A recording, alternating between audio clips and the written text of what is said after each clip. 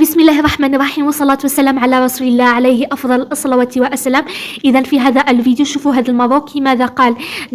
كيف استعان مدرب السنغال بمدرب جزائري باش يسقط المغرب وما يفوزوش في كأس إفريقيا 2026 لأنهم خسروا ضد السنغال. هنايا قال لك هذا الماروكي باللي استعانوا بمساعد جزائري باش هبطوا المغرب.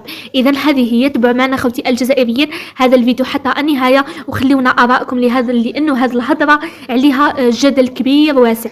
يلا نبداو. بسم الله. كيقولوا 1 2 3 فيفا الجيري، وهذا الشيء قرانا مزيان. المدرب ديال السنغال جا عندنا وكيفاش راه حنا اللي قريناه تكتيك والخدمه وكذا وكذا وكذا، ولكن ملي بيخدم المكر والدهاء جابوا ليه مساعد جزائري.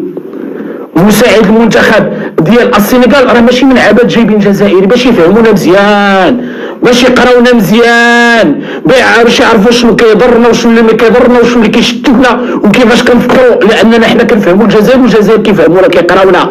جابوا ليه مساعد مدرب جزائري، لهذا ماشي من العبث اننا نسمعوا المدرب ديال المنتخب السنغالي في الندوه الصحفيه كيذكر الجزائر 3 مرات.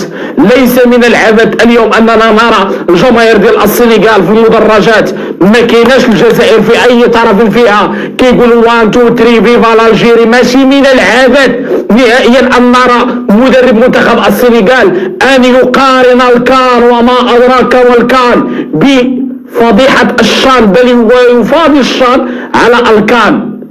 راه جايبين ليه مساعد مدرب جزائري، راه قراه، راه وراه، راه عرفوا كيفاش يهضر، وبرافو ليه.